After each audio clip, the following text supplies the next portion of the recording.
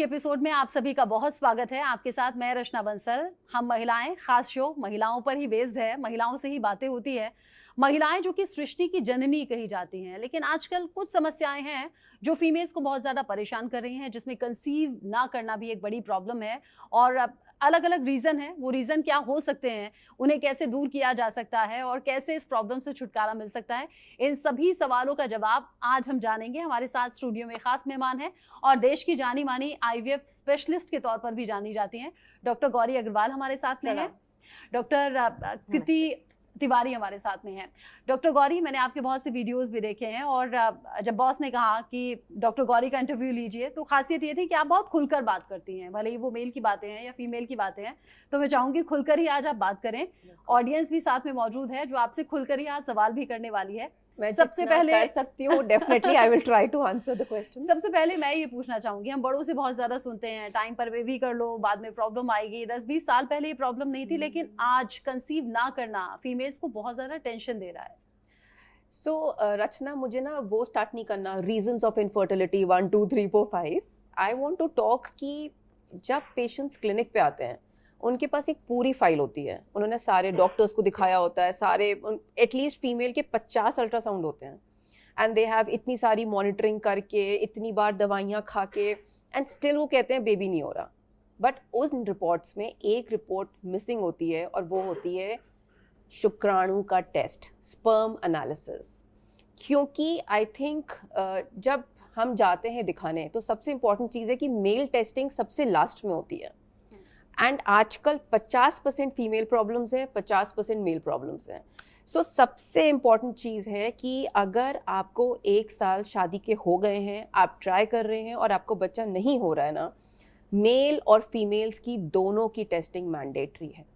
आपको दोनों के टेस्ट कराने ज़रूरी हैं। एंड वो एक सबसे बड़ा कारण होता है कि हम फीमेल्स को टॉर्चर होता रहता है, वो दवाई खाए जा रही हैं, एग्स बने जा रहे हैं, उनके सिस्ट बन रहे हैं उस चक्कर में, लेकिन स्पर्म टेस्टिंग नहीं होती है। सो वो एक बहुत बड़ा कारण है जो हमें एक्चुअली करना पड़ेगा solve. Second thing is definitely आप सबको ही पता है हम सब कितने स्ट्रेस में हैं। एवरीबडी इज वर्किंग, हम शाम को 9 बजे तक काम कर रहे हैं, इतना पेयर प्रेशर है, there is so much of environmental issues, pesticides हैं, ब्लूटूथ है, वाइब्रेशंस हैं, एंड देन लेट मैरिजेस जो बहुत बड़ा फैक्टर है। हम शादी नहीं करना चाहते और एग फ्रीजिंग और स्पर्म फ्रीजिंग भी नहीं कराते हैं, सो वो एक बहुत बड़ा फैक्टर हो जाता है। So actually with this lifestyle तो डेफिनेटली बहुत सारे इश्यूज हैं इनफर्टिलिटी के। अच्छा, ये बताइए कि आपने कहा 1 साल तक ट्राई कर रहे हैं, नहीं बेबी हो रहा है, तो फिर डॉक्टर के पास जाना ज़रूरी है। लेकिन ये प्रॉब्लम्स पहले नहीं आती थी, अभी टाइम के साथ आ रही हैं। स्ट्रेस एक रीज़न हो सकता है, क्या खान पान भी एक रीज़न है, क्या ये जो रूटीन हमारा गड़बड़ाता है, देर रात तक जाग रहे हैं, फिर सुबह देर तक सो रहे हैं, ये भी एक रीज़न हो सकता है, या फिर बस बड़े यूं ही प्रेशर डालने के लिए बोलते हैं? नहीं, बड़े प्रेशर नहीं करते हैं। और जब हमारी अब लेट शादियाँ हो रही हैं, 30 ईयर्स पे हम सोचते हैं हम आके बच्चा कराएं, और हम ये भी नहीं सोचते कि हमारे एग्स आफ्टर 25 ईयर्स एक्चुअली कम होने लगते हैं। 25 to 30 ईयर्स के बीच का जो गैप होता है, अगर आप प्लान कर रहे हैं आपको शादी लेट करनी है, तो आप प्लीज़ अपना एग और स्पर्म फ्रीजिंग कराइए। क्योंकि अगर आपके एग्स और स्पर्म्स फ्रोजन है हमारे पास, तो हमको ये पता है कि अगर आप लेट भी आ रहे हो तो हम आपका एटलीस्ट IVF के द्वारा बच्चा करा सकते हैं। And at 30 years with so much stress, late working hours, खान पान, लाइफस्टाइल, नो फिटनेस, इन सब की वजह से एक्चुअली हमारा कम हो जाता है। डॉक्टर गौरी, चूंकि अभी ये जो शो है इससे करोड़ों व्यूअर्स जुड़े होंगे और मुझे लगता है गांव के लोग भी देख रहे होंगे, छोटे शहरों के लोग भी देख रहे होंगे। IVF तो हर जगह है नहीं। अब अगर कोई छोटे शहर का शख्स ये सोचे, यानी कि कपल ये सोचे कि भाई जाते हैं जांच कराने, तो फिर वो सोचेगा ठहरेंगे कहाँ, डॉक्टर के यहाँ टाइम कितना लगेगा। तो जो ऐसे कपल हैं जो इस परेशानी को झेल रहे हैं, वो अगर ऐसे किसी डॉक्टर के पास जाते हैं, चेकअप कराते हैं, तो क्या ये हैंड टू हैंड सब कुछ हो जाता है या फिर इसमें टाइम लगता है? मुझे व्हाइट बोर्ड मिल सकता है? हाँ हाँ बिल्कुल। ये ओवरीज हैं जहां अंडे बनते हैं, और ये यूट्रस की अंदर की लाइन है, यानी कि कैविटी, एंडोमेट्रियल कैविटी, जिसमें बेबी स्टिक होता है। सो हम IVF में क्या करते हैं, फीमेल को सेकेंड डे उसके पीरियड से 10 दिन के इंजेक्शंस देते हैं, जिससे उसकी दोनों ओवरी में एग्स बनते हैं। इस प्रोसेस के लिए फीमेल को 10 दिन क्लिनिक पे नहीं रुकना है। हम उनको इंजेक्शंस पैक करके दे देते हैं 4 दिन के या 5 दिन के, और उनको फिर बुलाते हैं अल्ट्रासाउंड देखने के लिए कि एग्स और फॉलिकल्स कैसे ग्रो हो रहे हैं। जब ये फॉलिकल्स 18 to 20 mm के हो जाते हैं तो हम उनको 5 मिनट बेहोश करके, बस बेहोश करते हैं 5 मिनट, और अल्ट्रासाउंड नीचे से डाल के एक नीडल के द्वारा ये फॉलिकल्स को एस्पिरेट कर लेते हैं बाहर। इनका फ्लूइड और एग एक ट्यूब में आता है और उससे एग हम लैब में निकाल लेते हैं। ठीक है। उसी दिन हम हस्बैंड को बोलते हैं मैस्टरबेट करके स्पर्म्स लेते हैं। इन स्पर्म्स को हम इन एग्स के अंदर इंसेमिनेट करते हैं, जिसको हम इक्सी या IVF बोलते हैं, और इससे हमारे बेबीज यानी एम्ब्रियोज क्रिएट हो जाते हैं। इन एम्ब्रियोज को 5 दिन के बाद हम इस यूट्रस में नीचे से यहाँ डाल देते हैं। सो इसमें चांसेस हो सकती हैं या तो सिंगल प्रेगनेंसी हो, ट्विंस हो या ट्रिपलेट्स हो। अच्छा। सो इस प्रोसीजर के लिए कपल को पूरा टाइम अस्पताल में रुकने की ज़रूरत नहीं होती है। उनकी मुश्किल से 4 से 5 विजिट होती हैं, जिसमें उनको आना है, दिखाना है, और वो वापस अपने घर जा सकते हैं। So it's a day care. कुछ प्रिकॉशंस होंगे जो ध्यान रखने होंगे। सो जब हम ये प्रोसीजर स्टार्ट करते हैं, एक तो हम पेशेंट को बोलते हैं प्लीज स्ट्रेस मत लो, सबसे इम्पॉर्टेंट चीज़ है। एक पॉजिटिव अप्रोच के साथ अगर आप ट्रीटमेंट कराओगे और अपने डॉक्टर पे विश्वास रखोगे कि वो करके देगी, आपका डेफिनेटली होगा। सेकेंड थिंग इज कि हम बोलते हैं हाई प्रोटीन डाइट भी लो। हम लोग सोचते हैं घी खा लो, लड्डू खा लो, चावल खा लो, it doesn't work like that. हमें प्रोटीन डाइट ज़्यादा खानी होती है। सो प्रोटीन डाइट से हमारी एग का काउंट बेटर होता है। हम पेशेंट्स को बोलते हैं कि थोड़ा सा योगा, एक्सरसाइज, वॉकिंग करो, which is very very good, और अपने आप को क्लीन रखो। चेंजिंग अंडरगारमेंट्स मॉर्निंग इवनिंग बहुत ज़रूरी है, बिकॉज आपको अपने आप को रिप्रोडक्टिव इन्फेक्शन से भी बचाना है, जो बहुत इंपॉर्टेंट फैक्टर होता है। रेस्ट ऐसा कोई मेजर प्रिकॉशन नहीं है जो IVF के दौरान लेना होता है। There is no bed rest in IVF। ये इंडिया है, और इंडिया में जो जैसे ब्लड सैंपल रिपोर्ट और तमाम रिपोर्ट्स चेंज हो जाती हैं, बदल जाती हैं, और पता ही नहीं लगता कि इसकी रिपोर्ट किस में है। कोरोना में भी कई बार ऐसा हुआ। तमाम तो ये जो आप कह रहे हैं, कोरोना में 10 तो साल डेड बॉडीज ही तक बदल गई ये थी। हमारे एक्स सुरक्षित रहेंगे, तो ये कैसे होगा? बहुत बढ़िया क्वेश्चन है, क्योंकि मेरे को हर आदमी आ जाके पूछता है वो मूवी देखने के बाद, वो करीना की कौन सी मूवी आई थी, गुड न्यूज। मैडम बच्चा बदल तो नहीं जाएगा, सबसे बड़ा क्वेश्चन यही है। सो मेरा ये कंसर्न है कि देखो, अगर आप एक ऑथेंटिक क्लिनिक पर हो, आजकल एक विटनेसिंग सिस्टम आ गया है। विटनेसिंग सिस्टम एक सिस्टम है जो हम लैब में यूज करते हैं, जिसमें आपका एग और हस्बैंड के स्पर्म की टैगिंग हो जाती है। सो अगर कहीं भी मैनुअल एरर हो रहा होगा तो उसमें अलार्म होता है, वो नहीं हो सकता। दूसरी बात है प्रॉपर टैगिंग, प्रॉपर कोडिंग, ये सब होता है क्लिनिक्स पे आजकल, IVF क्लिनिक्स पे। रेस्ट जब आपके एम्ब्रियोस फ्रीज करके हम रखते हैं, सो हम आपको जिस स्ट्रॉ में फ्रीज करते हैं और कैनिस्टर में डालते हैं, उसका straw number, photograph, embryo grading and वो पूरा कैन का नंबर आपको सब मिलता है। जैसे आप ज्वेलरी खरीदने जाते हो अपने डायमंड की, तो आपको एक गारंटी कार्ड मिलता है ना कि रिटर्न पे ये मिलेगा, वैसे ही आपको एम्ब्रियो पे एक कार्ड मिलता है। ये बैंक का लॉकर समझ लीजिए। हाँ, ये आपके एक्चुअली बेबीज का लॉकर है, जिसमें आप ये आराम से अपना सिस्टम लॉक करा सकते हो। अच्छा, यहाँ भी मेरा सवाल है, अगर ये सभी कोशिशें फिर से फेल हो जाएं, तो क्या ऐसा होता है कि जो हमने विकी डोनर में देखा था कि भाई नहीं हो रहा है खुद से, स्पर्म काउंट उतना नहीं है, या कहीं बाहर से ये हम ले सकते हैं, ऐसा होता है? हाँ, सो बहुत सारे केसेस में होता है कि अगर आपका एग क्वालिटी बिल्कुल भी अच्छा नहीं है, हम आपके एग्स बना ही नहीं पा रहे हैं, तो हम मेल फीमेल दोनों का दोनों के लिए हो सकता है, हम डोनर एग्स या डोनर स्पर्म पे जा सकते हैं। So according to recent ART guidelines, ART banks बने हुए हैं जिनके थ्रू आपको ये डोनर एग्स और डोनर स्पर्म्स सप्लाई होते हैं, और आप उनके थ्रू लेकर पेशेंट को हेल्प कर सकते हैं। एक और बहुत इंटरेस्टिंग चीज़ है कि अगर आपका स्पर्म काउंट 0 है, जो एक्चुअली मेरे पास 10 to 20% कपल्स लेकर आते हैं report, sperm count is 0, sperm है ही नहीं, उन केस में क्या और करो। ऐसा होता क्यों है? बहुत सारी चीज़ें हैं, स्ट्रेस है, आप फ़ोन रख रहे हो पॉकेट में, लैपटॉप यूज़ कर रहे हो, पीयर प्रेशर है, जेनेटिक्स है, बहुत सारे फैक्टर्स हैं आजकल। और जितने भी मेल बैठे हैं यहाँ सुन लें ध्यान से, हाँ, पॉकेट में फोन Exactly. या आप गोदी में जो लैपटॉप रखते हैं वो भी बहुत हार्मफुल है। और अपने आप को क्लीन रखना भी बहुत ज़रूरी है। हम लोग पढ़ते हैं विमेन को बचाओ यूरिनरी इन्फेक्शन से, रिप्रोडक्टिव इन्फेक्शन से, बट मेन को भी अपने आप को क्लीन रखना बहुत ज़रूरी है।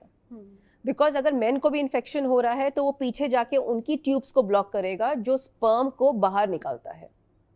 सो वो बहुत बड़ा फैक्टर है एक। अगर बच्चा नहीं हो रहा है तो क्या एक मात्र ऑप्शन है आईवीएफ, या फिर उसके अलावा भी कुछ है जो आप सजेस्ट करते हैं? जी नहीं, आईवीएफ एकमात्र ऑप्शन नहीं है। आईवीएफ उनमें सजेस्ट किया जाता है जिनमें बहुत ज़्यादा दिक्कत हो। अदरवाइज नेचुरल तरीके भी हैं जो हम अपना सकते हैं।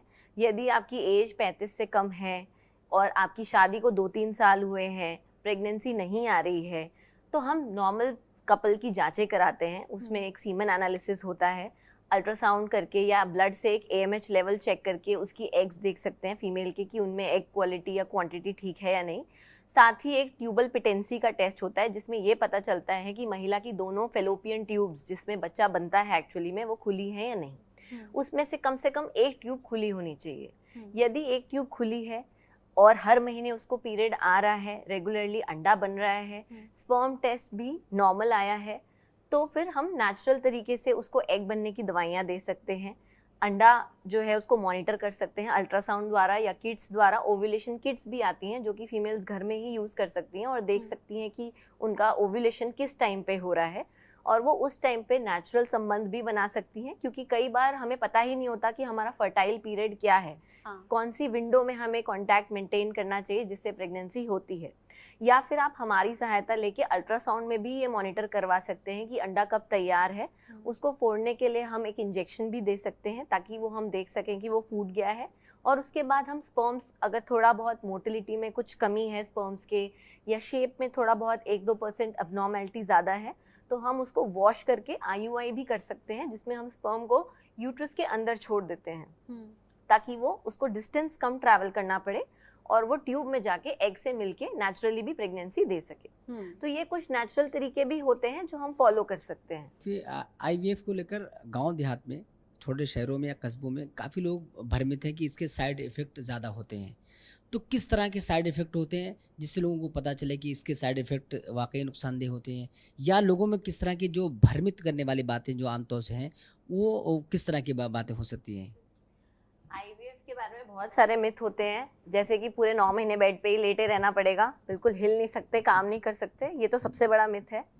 दूसरा मिथ है कि अगर ऑफिस गोइंग है तो आप बिल्कुल ऑफिस नहीं जा सकते, आपको घर में ही रहना है, घर का भी कोई काम नहीं करना है। तो ये ऐसा बिल्कुल भी नहीं होता है। IVF के बाद आपको तुरंत ही उठा दिया जाता है। ऐसा नहीं है कि आपको बेड रेस्ट चाहिए। आप अपना नॉर्मल रूटीन वर्क सारा कर सकते हैं, ऑफिस जा सकते हैं, घर का भी काम कर सकते हैं। बस आपको कुछ बातों का ध्यान रखना है कि आपको हैवी एक्सरसाइजेस नहीं करनी है, स्टर्नस एक्सरसाइजेस नहीं करनी है, भारी वजन नहीं उठाना है, और अपना जो वर्कआउट्स है, जिमिंग है, ये सब तो शायद नॉर्मल प्रेगनेंसी में भी होता है, मुझे वो लगता है, नॉर्मल जो सब प्रेगनेंसी बताते में हैं। भी होता है। सेम चीजें हैं। तो वही आपको फॉलो करनी है। दूसरा बड़ा मिथ होता है कि आपको खाने पीने में बहुत रिस्ट्रिक्शन है, ये खाना गर्म है, ये खाना ठंडा है, आप ये नहीं खा सकते, आप ये फल नहीं खा सकते।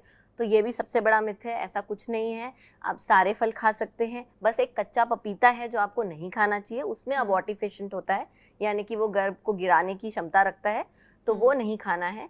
उसके अलावा सारे प्रकार के फल आप ले सकते हैं। ड्राई फ्रूट आप रात भर सोक करके ले सकते हैं। खाने पीने में वेज हो या नॉन वेज हो, आप दोनों ले सकते हैं। आपको बस इस बात का ध्यान रखना है कि वो घर में पका हुआ होना चाहिए। बाहर का खाना नहीं खाना है, जिसमें रॉ चीज़ें हैं, सलाद है, वो आपको बाहर का नहीं लेना है, क्योंकि अगर आप IVF के द्वारा प्रेग्नेंट होते हो तो इन्फेक्शन होने का रिस्क रहता है, और इन्फेक्शन के लिए दवाइयाँ ज़्यादा नहीं दी जाती प्रेग्नेंट महिलाओं को। तो बस ये कुछ चीज़ें हैं जो आपको ध्यान में रखनी है। अदरवाइज केयर वाइज जो आप नॉर्मल प्रेगनेंसी में आप केयर करते हो वही आपकी IVF में भी होती है। कोई एक्स्ट्रा प्रिकॉशंस या एक्स्ट्रा केयर नहीं होती है। मेरा ये सवाल है, 2 सवाल है मेरे। पहला सवाल ये है कि क्या IVF के जरिए हम ये पहले से पता कर सकते हैं कि बेबी होगा या लड़का होगा या लड़की होगा, एक सवाल। और दूसरा ये कि जैसे बच्चे होते हैं 9 महीने अमूमन होता है, कभी 7 महीने में होता है, ऐसे केसेस आते हैं, कभी 8 महीने में हो जाता है। तो ये कितना टाइम क्या मतलब बॉडी पर, फीमेल की बॉडी पर निर्भर करता है कि बेबी 8 महीने में होगा, 9 महीने में होगा, जल्दी होगा, प्री मैच्योर डिलीवरी होगी, कहीं ऐसे इश्यूज भी तो नहीं होते?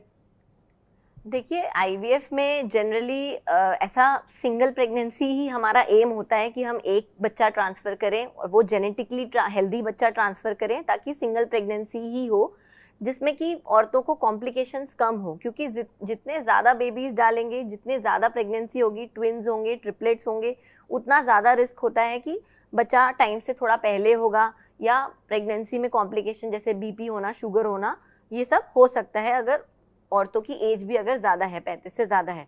तो कोशिश हमारी यही होती है कि हम एक सिंगल बच्चा डालें जो कि हेल्दी हो ताकि प्रेगनेंसी में कॉम्प्लिकेशन कम हो। लेकिन जो आपका सवाल है कि आईवीएफ प्रेगनेंसी में ऐसा ज़्यादा रिस्क है, तो ऐसा बिल्कुल भी नहीं है। जिस तरह नॉर्मल प्रेगनेंसी में भी कभी कभार इन्फेक्शन की वजह से औरतों में जल्दी लेबर शुरू हो जाता है या जल्दी पानी छूट जाता है, तो वैसा आईवीएफ में भी होता है और सेम इंसिडेंस है, ऐसा नहीं है कि उसमें ज़्यादा है। दूसरी चीज़ जो आपने पूछी कि आईवीएफ में ऐसा पता चल सकता है कि लड़का है या लड़की है, तो ऐसा भी नहीं होता है। सारे एम्ब्रियो वो तो जो होते नॉर्मली हैं में भी नहीं बताते वो हैं। एक जैसे दिखते हैं। बताते वाली बात नहीं, नहीं, है, ऐसा लेकिन होता मैं भी नहीं है। नहीं बताएंगे। उन लोगों के लिए मेरा सवाल है जो ये पूछने वाले होते हैं ना बिल्कुल, कि ये बहुत बेबी कॉमन होगा क्वेश्चन कि है। लड़का होगा कि लड़की होगा, ये एक ये बहुत डरावना क्वेश्चन है। गवर्नमेंट हमें स्ट्रिक्टली बैन करता नहीं, है, बिल्कुल, हमारा ये ऑडिट होता ये है। मेरा सवाल है, क्योंकि आप तो एक अच्छा आईवीएफ सेंटर चला रहे हैं, आपका बड़ा है, लेकिन छोटे शहरों में जो अस्पताल हैं जहाँ पे जैसे आजकल चल रहा है कि बाल हेयर ट्रांसप्लांट चल रहा है, अच्छे अस्पताल भी हैं, छोटे छोटे अस्पताल भी हैं जहाँ लगवा तो लिया लाख रुपए में, लेकिन वो झड़ने लगे, निकलने लगे, ऐसा भी है। तो आईवीएफ सेंटर्स भी ऐसे ही हैं कि ये अच्छा है, ये छोटा है, छोटे शहरों में भी छोटे छोटे खोल रखे हैं, तमाम लोग ये पता करने की कोशिश करते हैं। ये वैसे मैं अगर मैं वो गलत नहीं बोल रहा हूँ तो नहीं, न्यूज इंडस्ट्री में बहुत से नहीं न्यूज़ आशीष, बिल्कुल सही क्वेश्चन है और मैं ये एक्चुअली हमारे पब्लिक को पास हाँ रोज बताना का चाहती एक हूँ। मरीज ऐसा आता है एंड हम लिटरली उनकी फाइल ऐसे रखते हैं कि कि भाई ऐसा नहीं हो सकता। पाएगा। इंडिया में किसी के पास वो टेक्नोलॉजी नहीं है जिससे वो लड़का करा सकते हैं या लड़की, स्पेशली इंडिया, बिकॉज जो सॉफ्टवेयर, जो मशीन ये बता सकती है, वो इंडिया में उसका लाइसेंस ही नहीं है। वो सॉफ्टवेयर लॉक्ड आता है ऑन दैट क्रोमोसोम्स। सो अगर आपको कोई भी बोल रहा है ना कि वो आपको लड़का करा सकता है या लड़की करा सकता है, वो पॉसिबल ही नहीं है। It is just not possible. अच्छा, तो एक सवाल मेरे जहन में है, क्योंकि अभी हम आईवीएफ की बातें कर रहे हैं और कंसीव ना होने की बातें कर रहे हैं। अच्छा, आईवीएफ आपने कहा 35 प्लस हैं, तो हम आईवीएफ रेफर करते हैं। नॉर्मल एज मेल फीमेल दोनों के लिए क्या है जिसमें नॉर्मल प्रेगनेंसी हो सकती है? खान पान या कुछ एक्सरसाइज या कुछ आपके जरिए बताइए मेडिसिन? देखिए नॉर्मल Last प्रेगनेंसी age. की एज सच कोई एज नहीं है, 40 साल तक क्योंकि भी लोग सेलिब्रिटीज normally को देखते pregnant हैं होते 40 हैं। प्लस में बिल्कुल, हीरोइंस माँ बन रही normally हैं। अगर आपका खान पान अच्छा है, लाइफस्टाइल अच्छी है, तो नॉर्मली भी पहले की औरतें भी 40-40 साल तक प्रेग्नेंट होती थी। बिल्कुल। बट उनमें ज़रूरत है प्रेगनेंसी प्लान करने की। यदि आप एक साल से आपको पता है कि आपका टाइम जो जिसमें आपका फर्टिलिटी पीरियड है उसमें आप ट्राई कर रहे हैं, 1 साल हो गया है, आप नहीं कंसीव कर रहे हैं और आप 35 से कम है, तो 1 साल लिमिट होती है। 1 साल के बाद आपको फर्टिलिटी स्पेशलिस्ट को दिखाना चाहिए। यही अगर आप 35 से ऊपर हैं और अगर आपको 6 महीने हो गए हैं ट्राई करते हुए रेगुलरली और आपको नहीं कंसीव हो रहा है, तब आपको 6 महीने के अंदर ही आपको दिखा लेना चाहिए, क्योंकि 35 के बाद एग की क्वांटिटी और क्वालिटी थोड़ी सी कम हो जाती है। एंड अच्छा। इवन स्पर्म की। सो अगर आपकी एज आगे बढ़ रही है तो स्पर्म तो भाई आपको दिखेगा 100 मिलियन है, बट क्वालिटी तो इतनी अच्छी नहीं रह जाती है ना। सो इट इज बेटर कि आप जल्दी अपनी प्रेगनेंसी प्लान करो।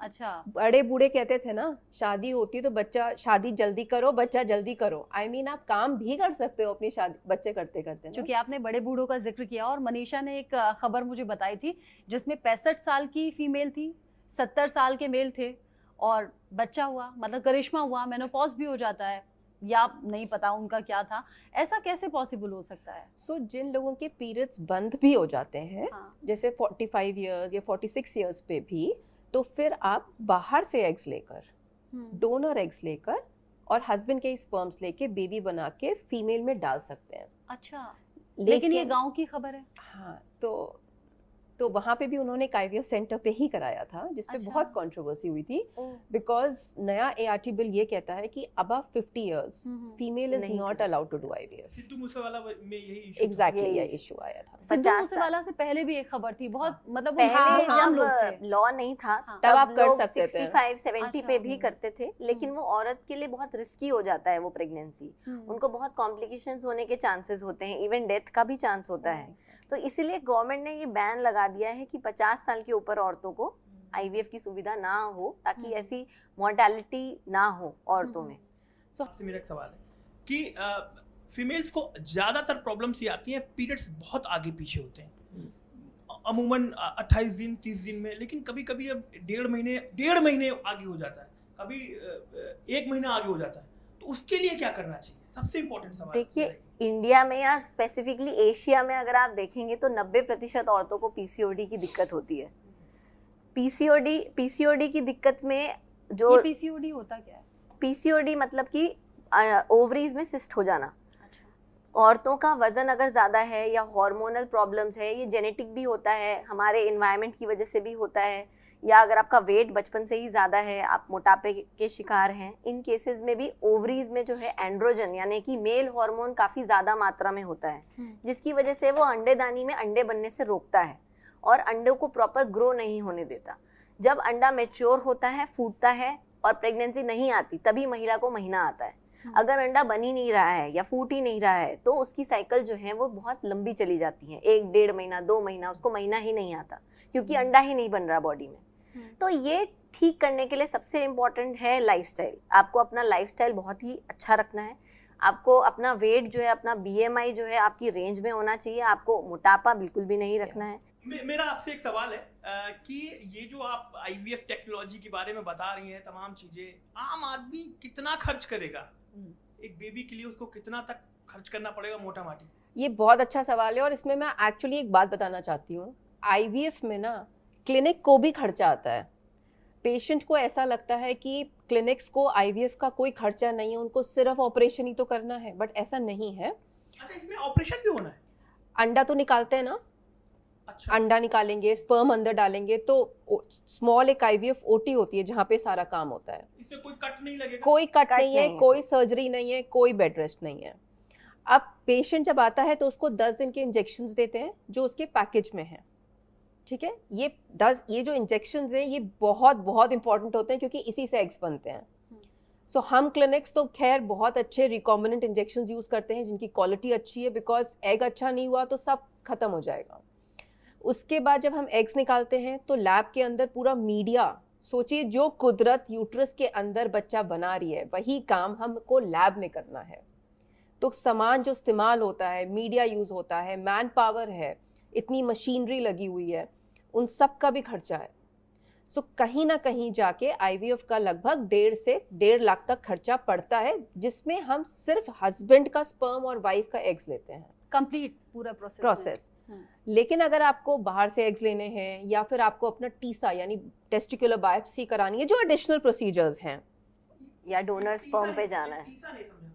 टीसा मतलब अगर आपका स्पर्म काउंट 0 है और हमें टेस्टिकुलर बायोप्सी करके स्पर्म्स निकालने हैं, तब जैसे ये छोटे छोटे प्रोसीजर्स हैं जो आपकी IVF प्रोसीजर को सक्सेस रेट बढ़ाएंगे, अगर उनकी ज़रूरत पड़ती है तो उसका एक्स्ट्रा खर्चा लगता है। लेकिन अगर सिर्फ सिंपल IVF है, आपके स्पर्म अपना एग, एकदम नॉर्मल IVF प्रोसीजर है, तो उसमें 1.5 लाख तक का खर्चा अच्छा, आता है। मैं ये सवाल पूछना चाहती हूँ, बहुत से ऐसे सवाल थे जो हमारे जो व्यूअर्स हैं उन्होंने पूछ लिए हैं आपसे और आपने बहुत अच्छे तरीके से उनका जवाब दे दिया है। और मुझे इतना समझ आ गया है कि टाइम पर शादी, टाइम पर बच्चा, हेल्दी डाइट, एक्सरसाइज और डेली रूटीन अगर अच्छा रखें तो बहुत सी प्रॉब्लम से आप छुटकारा पा सकते हैं।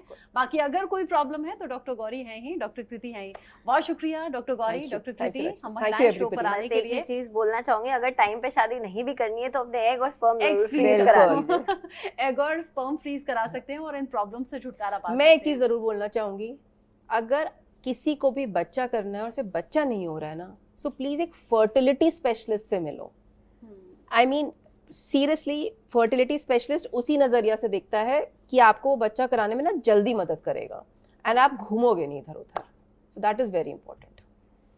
बहुत बहुत thank Thank you doctor Gauri, doctor Thanks. कृति, आपने एक एक सवाल का जवाब बहुत अच्छे से दे दिया है। मुझे उम्मीद है जितने व्यूअर्स और जितने कपल खास तौर पर हमारे साथ जुड़े होंगे उनकी हर प्रॉब्लम का सोल्यूशन आपसे मिल चुका होगा। Thank you so thank you much. So Thank much. Thank you.